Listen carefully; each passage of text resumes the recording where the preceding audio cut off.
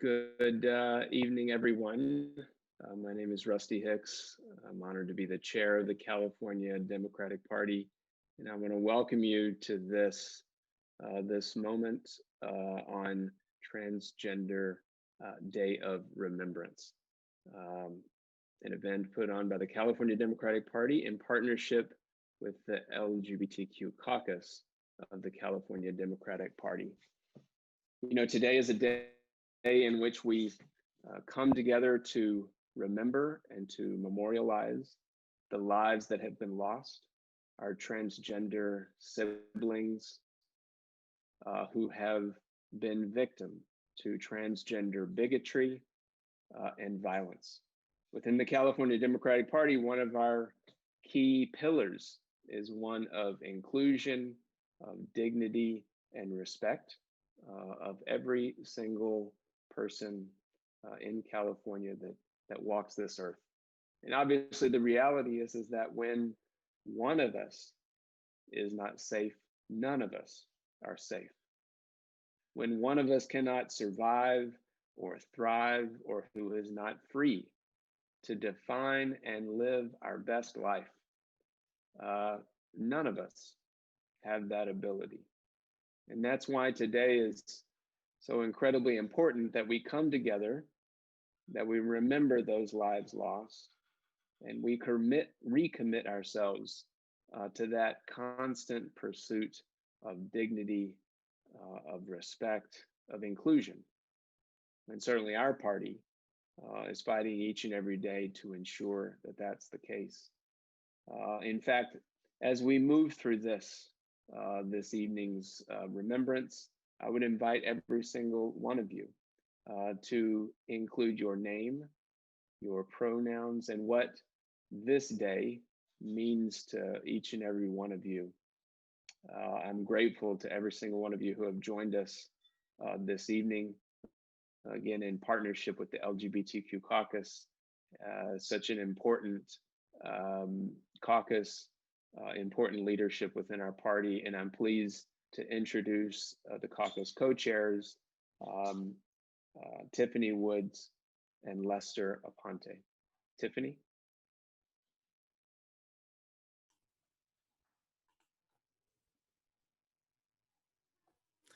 Hey, everyone. Thank you so much for joining us tonight. Thank you, Rusty, for that wonderful introduction.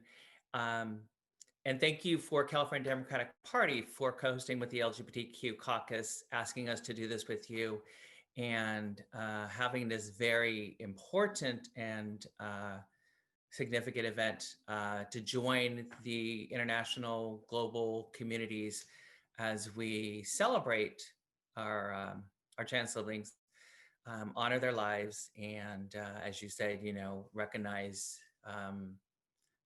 the violence that has taken them and why that violence is. So I'm just really honored to be here, and I'm glad that we are able to do this and bring this to you and have all of our, you know, our party members and anybody who wants to join us and share space in this, you know, sacred space tonight, because it is sacred. Whenever we are recognizing our family, and especially honoring and remember their lives, for many of us, they're still here, but for trans siblings, for trans humans, when one of us is gone, we affect it, whether we ever knew them or not, whether they're across the globe and it's just a name, but it's never just a name for us. It's always, they're part of our community and our lives. And so we feel it, we feel the loss. And so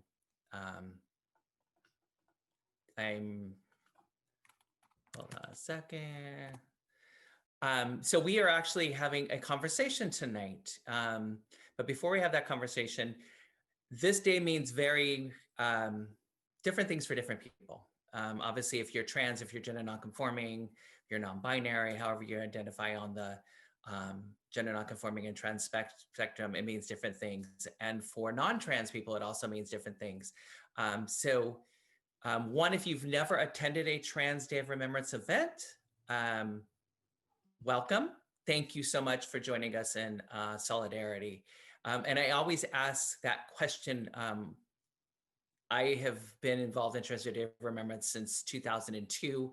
They were started in 1998 by Gwen Smith in San Francisco as a march, a rally, call to action when Rita Hister was murdered in 1998 in Boston. We're here so many years later still remembering.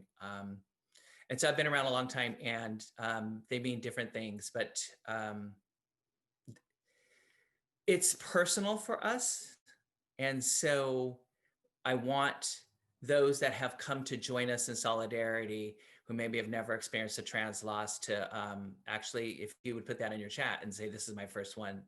I think it's important that we don't preach to the choir, but we want to spread our awareness and our honoring. So what this day for me means so many things. Obviously, we all know what the day is: to celebrate, to honor, to remember, to say their names. There's also a call to action and a recommitment that we stop the violence. We say every year, not one more, but every year, it's actually more deaths than the year before. And we're tired of it. I will tell you, all of us in the community are tired of these. We're tired of saying the names. We're tired of posting another about a death of a friend or a community member. And if you work in a trans organization, if you run a transgender program, you almost wait for it. Unfortunately, my staff, Brandy Martel, was an African-American trans woman, beautiful Black trans woman, who was shot and killed in Oakland in 2012. And she had worked on the Day of Remembrances the previous years, and I had to read her name out loud. And we still feel it 8 years later, and we still remember her, and our community is still affected. So I always remember her, and I always bring her into my spaces because she should still be here. So, I think it's personal to some of us. It's exhausting. Each year brings up the trauma, but we continue to do this because it needs to be done. And we always put out every year,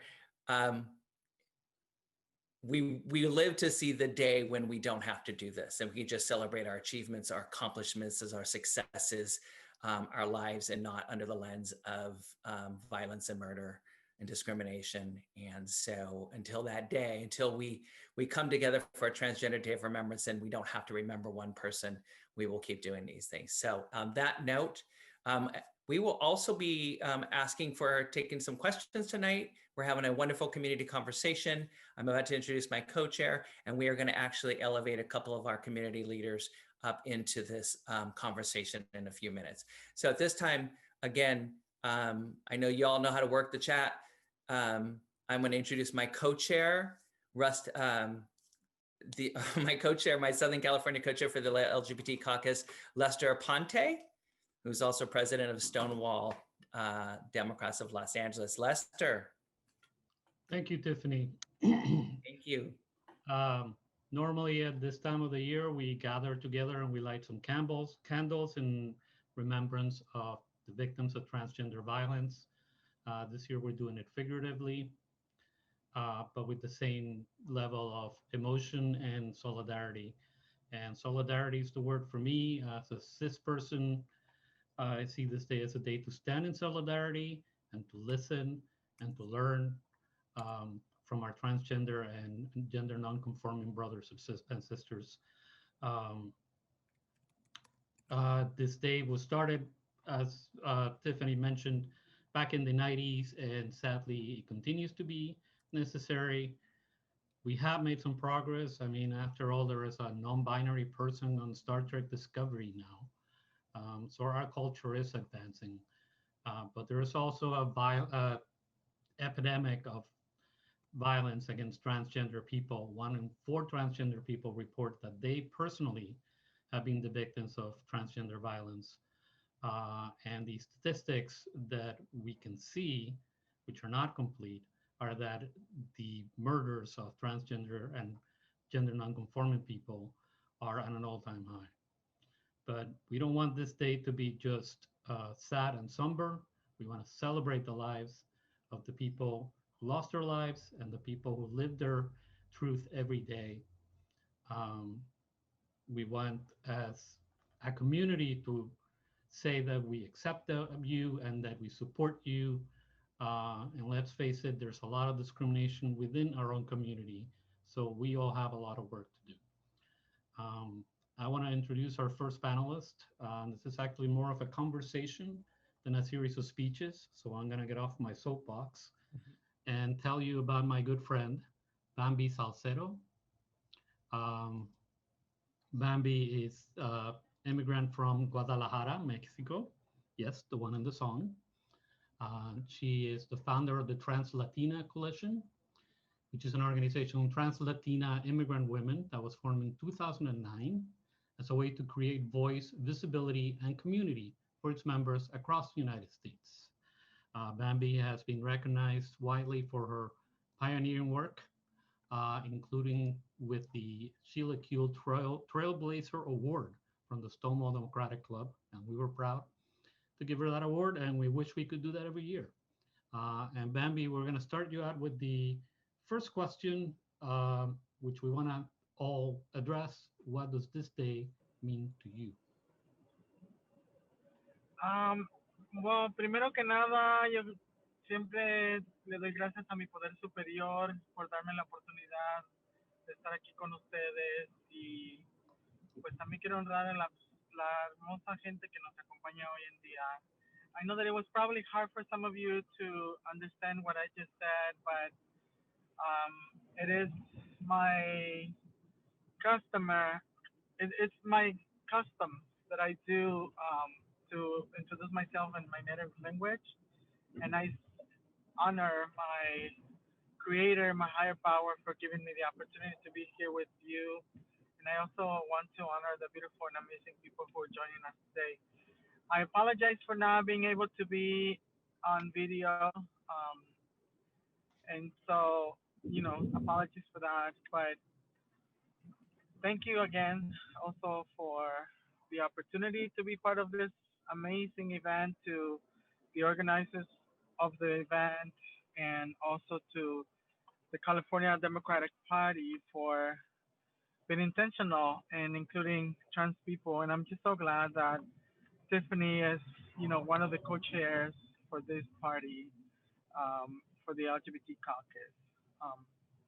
So, this day, as it was mentioned earlier, for me personally, especially tonight, as we remember our siblings who have perished to the ignorance that we experience in our society as trans people, it's particularly, I guess, touching, if you will, because just a few days ago, my dear and beautiful friend and colleague, Junie Carey, was brutally murdered just a few days ago.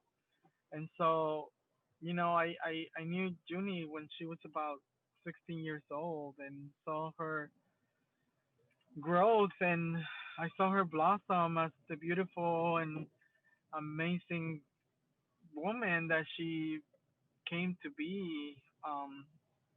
But again, her life was, taken away. And so, this day particularly, it really, it saddens me so much, because we have to be here, right? We have to, as Tiffany said, we have to be, talking about the continuous violence that we experience, that people, portrayed against us. And, it's just, unfortunate, and for me personally, I want to say that enough is enough, As Tiffany mentioned, we have been doing this for many years. I myself have been involved in community work for over 20 years, and this is something that we every year do. And, we have to honor trans people, when we're alive. Why do we have to wait until we actually are dead for us to be honored and acknowledged as human people, So, I mean, this day especially, it's really sad, but at the same time, like I want to talk about, what we do as an organization to honor those of us who are still here, and we created our Garra's fashion show to really uplift and highlight trans people. Um, and, we produce an annual fundraiser that unfortunately this year, as this event is also going to be online tomorrow. So please, check out our event tomorrow. But today it's just too much for many of us, to be honest. As Tiffany was saying,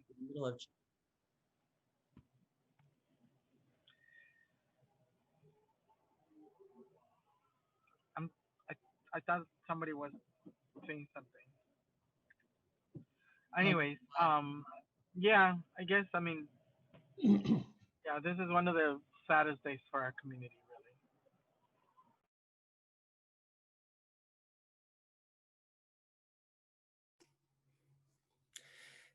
really. Bambi, thank you so much. I know you're driving and we really appreciate you being here tonight and sharing the space with us. We are so sorry for your loss for Uni. When I saw that, I was just like devastated. And I think it also, as we put these events on in our communities year after year, and we try to make sure that we remember everybody and we capture all the names and we go through multiple websites and lists, and the nature of violence against trans people is somebody ends up getting murdered during the event, during the hours before, during a few days before.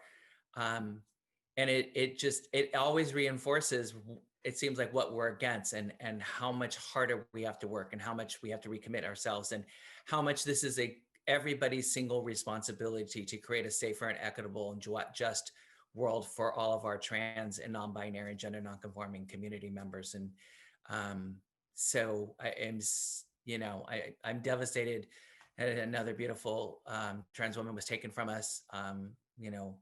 Her life was hugely special. She was a force of nature in her communities. So thank you for bringing her name in this space, Bambi. Bambi girl, you and I go way back into the wee 2000s and the birthing of the 2000s, and we've been doing these events way too long. I know this is, like I said at the beginning, my, I don't know, 18th or whatever, and I know you've been to way too many than we even want to count. So so I'm so glad that you're with us. We're going to let you concentrate on driving right now. I would like to bring on one of our community leaders who has joined us tonight. Alfred, can you come and join us? Let's just bring, as if we were in a stage, and Alfred's going to get off the seat and come and join us on the couch, the virtual couch. Alfred, how are you? Thank you for joining us. We really appreciate you joining and sharing space with us tonight. Alfred, I'm going to actually let you introduce yourself because you do your introduction really good. And the same question to you is, what does this day mean to you, and specifically for gender nonconforming and non-binary individuals? Because the Day of Remembrance is always Transgender Day of Remembrance, and we have seen an uptick in non-binary identifying individuals and humans being killed more than we've seen, and obviously some of that is visibility, and but I'm going to let you speak to that. Sure. Thanks, Tiffany. I would say for us, a lot of us feel we are part of the same larger community of trans and gender nonconforming and non-binary people. And we often face a lot of the same issues. And so we also work together on the same issues. And yeah, this is the first year where this event is not an in-person event. And it does feel a little different because normally it's almost like the timing of it at the end of the year, around right before a lot of the holidays, it's kind of for so many of us who aren't so close to our biological families. It's when we see each other from our community in person, share a meal, hear how everyone's doing, both remember those we've lost, but also be there for those who are still here and hear what they need and try to meet their needs. And yeah, and as we go into this year where things are a little different, of course, but I think, again, it's always important to remember that there are more of us than, often it feels people feel isolated, but we're such a large community and we're there for each other. And it's really great to see that the party is doing this event and being there for us. Thank you.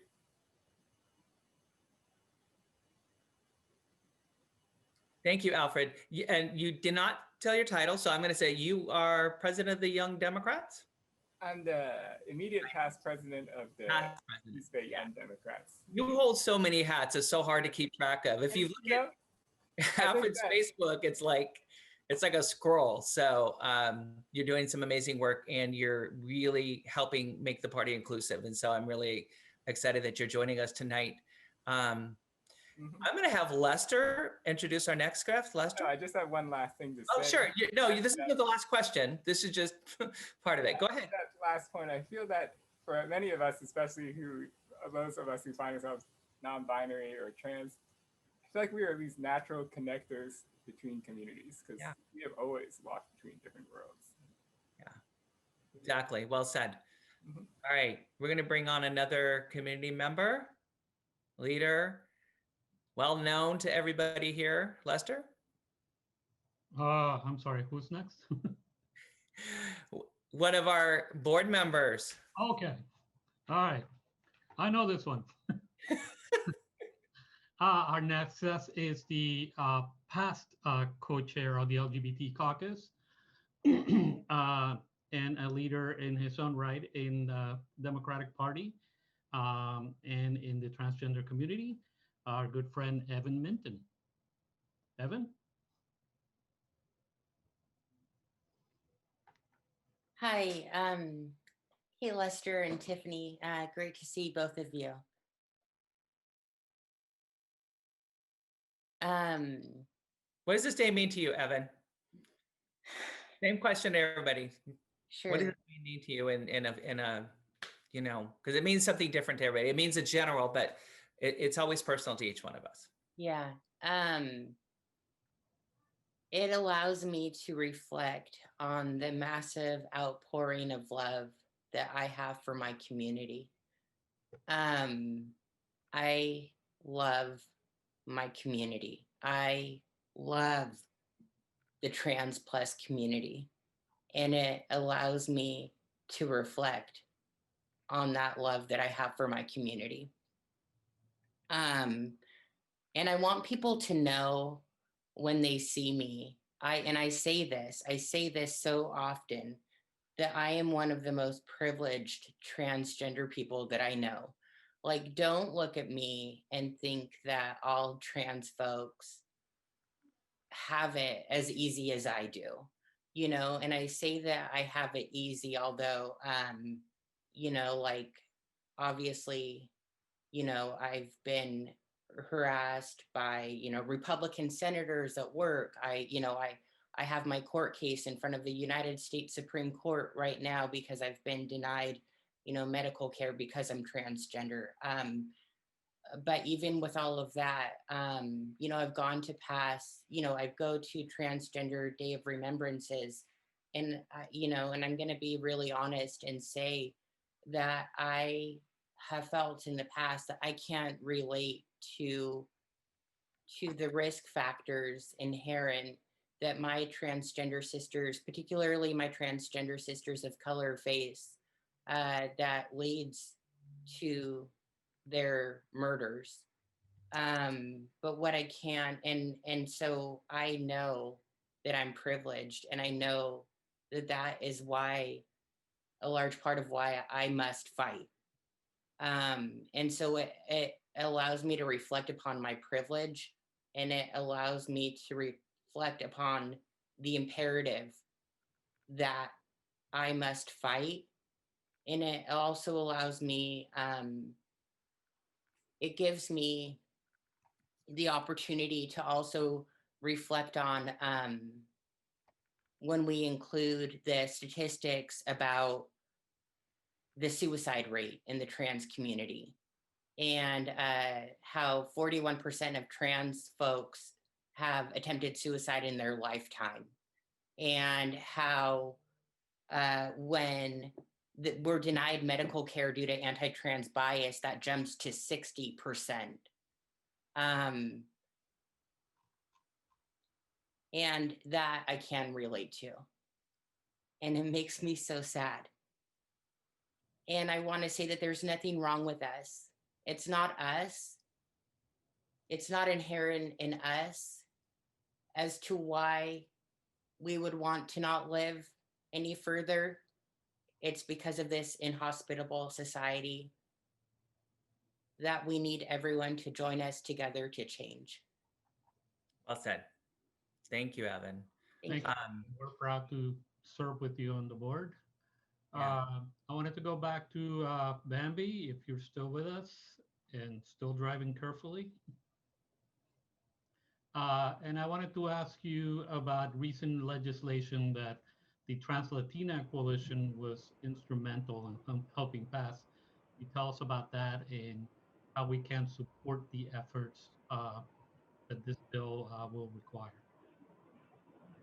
Yeah, thank you so much for bringing that up, Lester. And I think, you know, it's important for us to understand. So there's a couple of things that I want to say, right? One is that obviously, you know, trans people, trans-led organizations, and even the trans movement, right, has been more visible than ever before in the past 5 years, right? More and more trans-led groups and organizations are popping up, right? And our organization is one of those who, although we started in 2009 and we are a national advocacy organization, you know, we were seeing that our community were not having access to the basic needs and services that are essential to our existence, right? And so, in an effort to empower our community, we decided that we needed to move into also doing service provision, starting in Los Angeles through the Center for Violence Prevention and Transgender Wellness, and which is the service provision part of our organization. And through that effort, you know, we know that we have to empower ourselves first, right? But we also need to have the ability to have the resources that we need in order for us to continue to thrive and succeed in this world. And so Assembly Bill 2218, it does exactly that. You know, we learned that for the first time in the history of the state of California, not other piece of legislation was crafted, organized, introduced, you know, mobilized all the way to the governor's desk by other trans-led organizations and groups.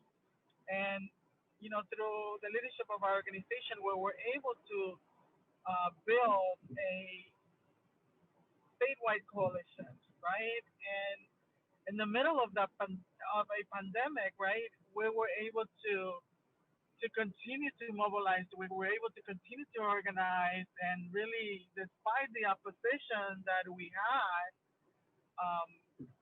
also for the first time in the history of the state of California, there is going to be a fund, which is AB 2218, which is the Transgender Wellness and Equity Fund. And through this bill, we're looking at health in a holistic way for our community. We are looking at housing as a health issue. We are looking at the arts, for instance, as a way for us to be able to heal our trauma. And so, you know, this is something historic, you know, that there's now a fund that will provide resources to our community for us to be able to empower ourselves. And I mean, obviously, you know, the work that we do as an organization is not possible if it's not supported by individuals such as yourselves, right? I mean, I think having this event by the California um, Democratic Party is definitely a show of the intention of supporting trans lives, right? But you know, I think it's also important for us to recognize that just the fact that you know our governor just signed new legislation to support trans lives, there's still a lot of work that needs to be done, right? And again, as many people think that because we have, you know, that we have been visible in our society for the last 5 years, and that we are, you know, able to be in TV shows and magazines and things like that, that our social issues are being addressed, and that's not true. You know, I transitioned, you know, and when I was young, I'm 19 years old, and the very same issues that I went through are the same very issues that young trans and gender nonconforming people are going through in 2020.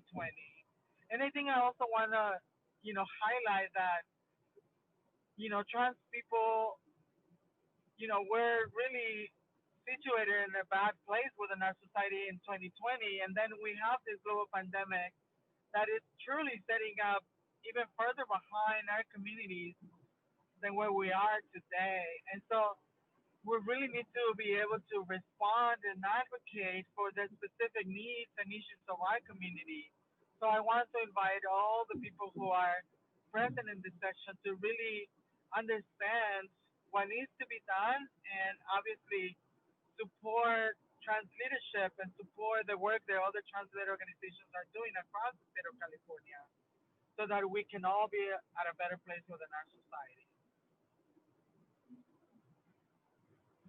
Perfectly said, Bambi. Absolutely perfectly said. And the way that you tied that all in, because it is tied in, health and wellness and housing and legislation ties into our communities being safer, so that we don't have to read names. So you know, for those who don't know, the legislation that Trans Latina Coalition, the Trans Health and Wellness Act, is the first one in this country. It's historic. And we're hoping, and I know Bambi and the Trans Latina Coalition is hoping that this is a roadmap for other states and other trans-led organizations to do similar legislation and packages that are directly tied to the well-being of our communities in a holistic way. So I want to segue, because you brought down some good points, Bambi. One, I want to challenge all legislatures, you know, this is the California Democratic Party, to go further. You know, the first one is always the toughest. Now we have a roadmap. How do we do better and bigger here in California? I'm going to propose two questions. One, for Alfred, I'm going to, you know, I'm going to bring Alfred on. I want you to come sit next to me on the couch and tell us, what do you think is next for California, and how can we improve on our, you know, already one of the most trans and gender non-binary protecting and LGBT protection states in the country. And then the next question is going to go to Evan. Evan, you know, as you tied into your lawsuit with the Biden administration, we have a reset in America, so to say. We all know some of the issues with the election, and a lot of people, you know, were not, especially our community wasn't, you know, super excited about, you know, we all had our, you know, about Biden for president. To be real, you know, a lot of people wanted a more progressive candidate. But now it's our job to hold the Biden administration accountable. And what do you see, how do you see doing that going forward? And what do you think is, obviously there's some extremely pressing issues like rescinding the transgender military ban, stopping these attacks from the Trump administration, trans youth. So I want you to think about, what do you think is some of the most pressing issues that can, the President Harris Biden administration can do right away. Alfred, what do you think is next for us in California? How do we push our protections and legislation and propositions, because as I know you work a lot on the propositions, to be the vanguard that we are in California in this country for protecting our communities as much as we are to this day. And there's a lot of work that still needs to be done. Sure.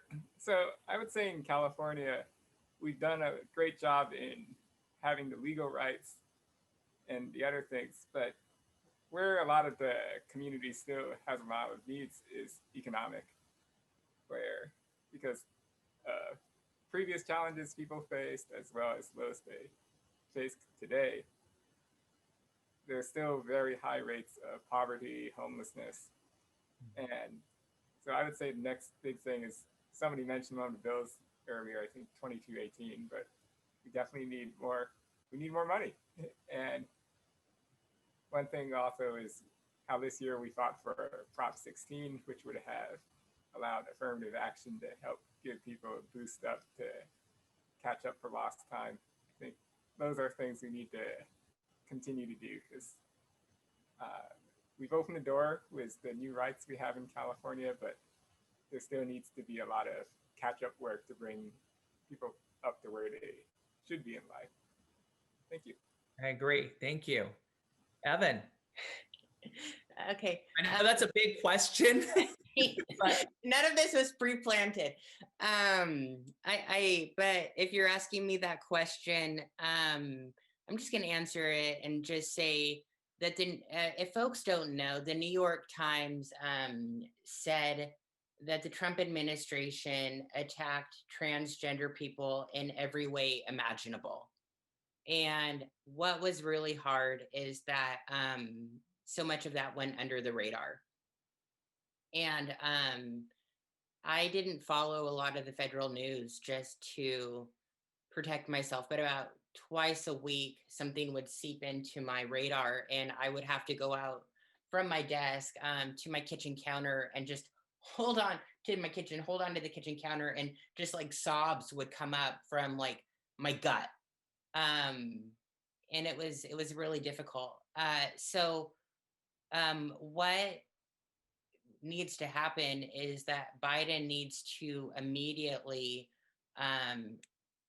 undo all of the executive orders that the Trump administration has put into place. And I mean, we obviously need to really be intentional about the intersectionality issues. I mean, because, you know, when I look at DACA, when I look at, you know, our refugees who were, you know, just trying to get into our country, seeking a better life, when I look at, you know, criminal justice reform, when I look at LGBTQ plus issues, like I want to be clear that it's not like a single issue. It's issues across a broad spectrum of categories. And so he needs to, I mean, and I have faith, I have confidence that the Biden administration will work to repeal the harm done directly to the LGBTQ plus community. But we need to ensure that when he does that, and when Vice President-elect Kamala Harris, and that's an amazing thing to say, you know, does that,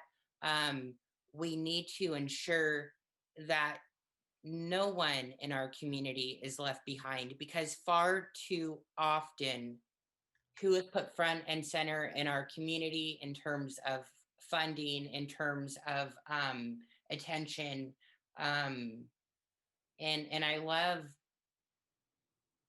I'm gonna just kind of speak a little bit of truth right now, I guess. I love my white gay men friends, but we've seen where the funding goes. We've seen kind of where the attention goes. And so we really got to be cognizant of our intersectionality issues, and like who in our communities get over policed, who, you know, who really needs the attention, who really needs to be uplifted, who are the LGBTQ plus people in the rooms with Biden and Harris making those decisions, And are they looking out for all of us? And also, are they looking out for the least of these? And so those would be, you know, my recommendations is, are we really looking at the intersectionalities and lifting those up? Perfect. Thank you, Evan. You're on point as usual with your really critical analysis. Bambi, you're still driving. Do you want to offer any final thoughts or comments? Because I know you got to go, and we extremely appreciate you being and joining us tonight. What comments you want to impart with us? So, you know, again, there's a lot of work that has been done on behalf of our community, and I want to take this opportunity to invite people to actually visit the Trans-Latina Coalition's website. So it's very simple, www.translatincoalition.org. And we actually generated a policy agenda, right? And so that for us is a roadmap for us to follow. And that's how the legislation of, you know, Assembly Bill 2218 came to be. But we are also going to empower ourselves and learn about, you know, how the state of California budgets work. You know, in fact, you know, we have tried for 2 years to influence the budget. And to be completely honest, that it was because of the leadership and the intentionality of Assembly Member Miguel Santiago, who, you know, who said, like, I'm taking this space of the budget advocacy, because we were asking actually for $100 million to be distributed in 5 different pieces, right? One was data collection, housing, reentry services, healthcare, and oh my goodness, I'm messing up the other one. But you know, there were 5 different things that we were focusing on, and Miguel Santiago said, you know, I want to take the health piece of it and make it into a bill, and that's how really that came to be. And so that's what we need. We need champions in our community who will step up and who will really support the work that is being done. You know, we're not asking for any special favors. We're not asking for any, you know, anything. We're doing the work, and we want for people to support the work that we're doing. So I want to invite for people to really be intentional and support our efforts. And when we reach out, please do, you know, support again what we're doing, and don't be afraid about what your colleagues are going to say. You know, if people truly believe in social justice, then people should be able to, like, do what your heart tells you to do the right thing.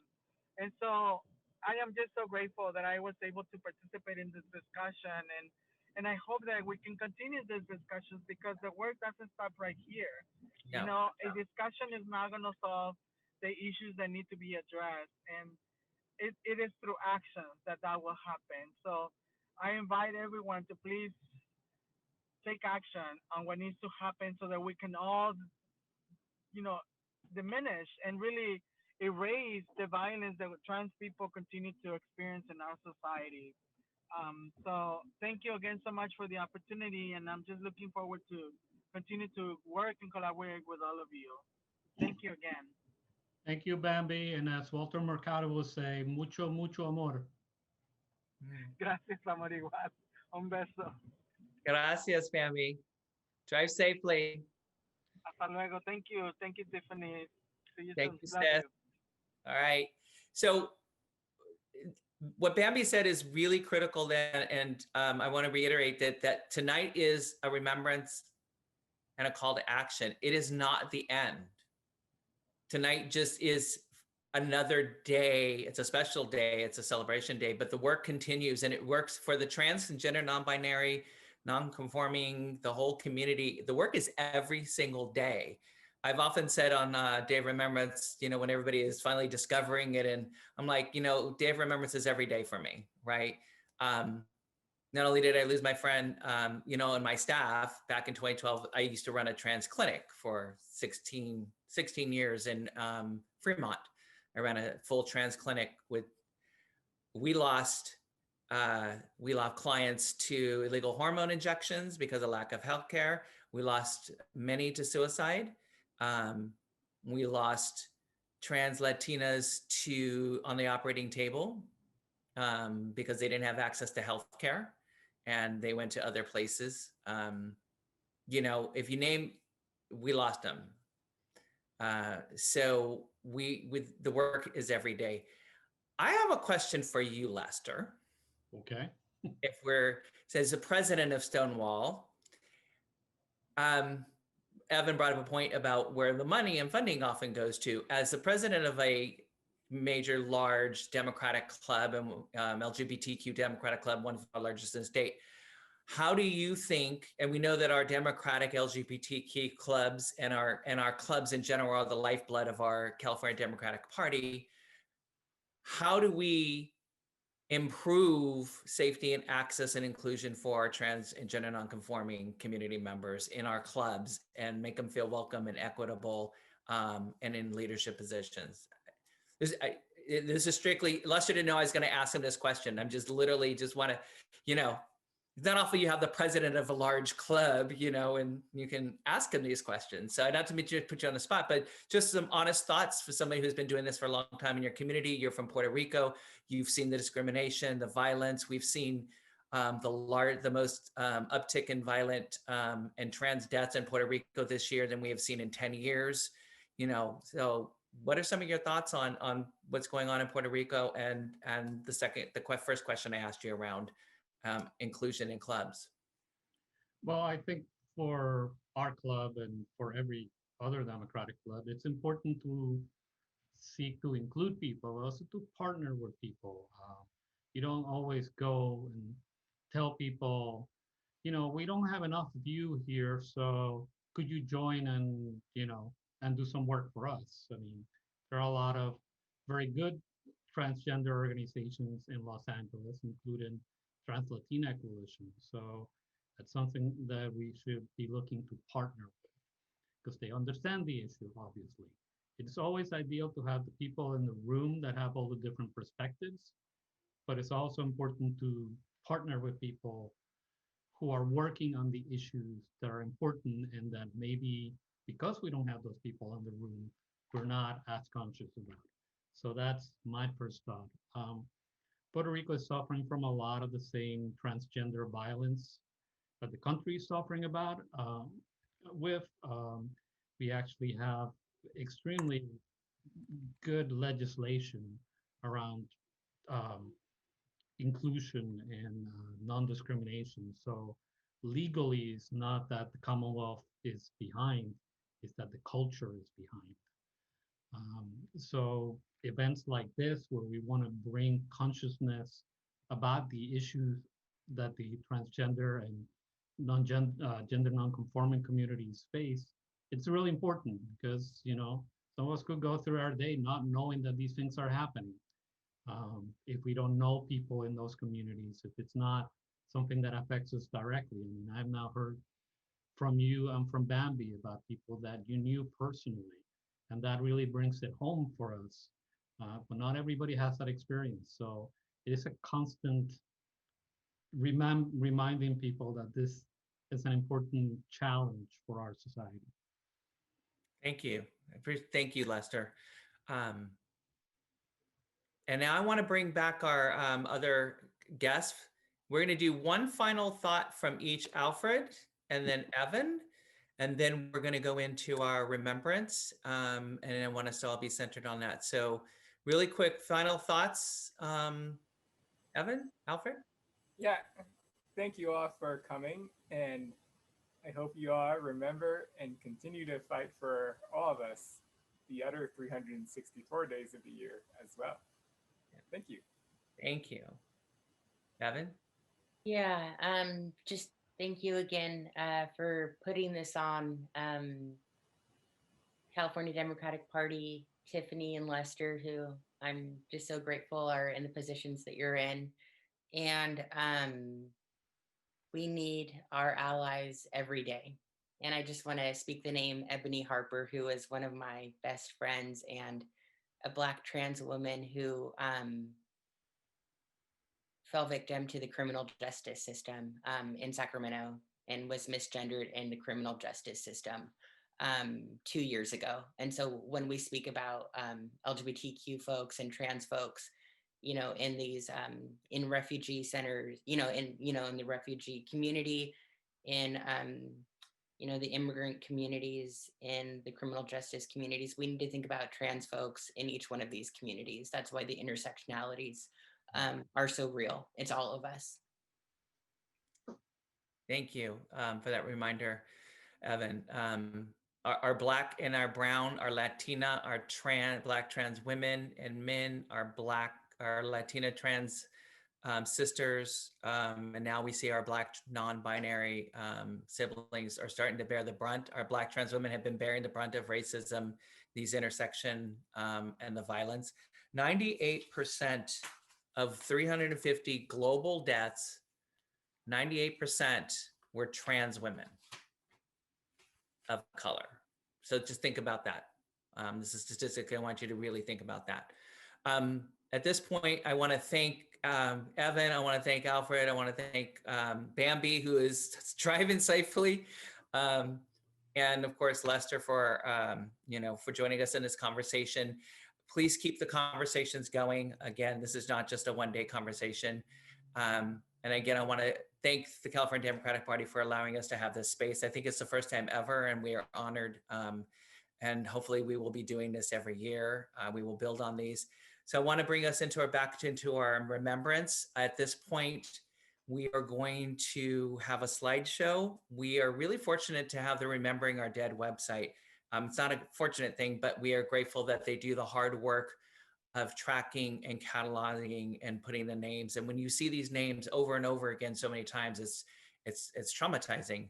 The Remembering Our Dead website was created by Gwendolyn Ann Smith, who founded the Transgender Day of Remembrance in '98. She is a longtime friend of mine. And it was a way to have a central place for us to remember our dead, literally. It's not intended to be fun. So when you go to the site, it's morphed over the years and changed to Trans Lives Matter. They produced a beautiful slideshow. They tried to capture every name. We know that not every name will be captured for many reasons. We invite you to continue the remembrances in the chat. If you want to remember somebody, I'm calling into Brandy Martel into this space tonight. And we are not going to read the names. We're just going to let the music and the names speak for themselves. But I invite you on your own spaces, if you feel comfortable, to say their names out loud and bring them into your space. So at this time, we're going to go ahead with a remembrance.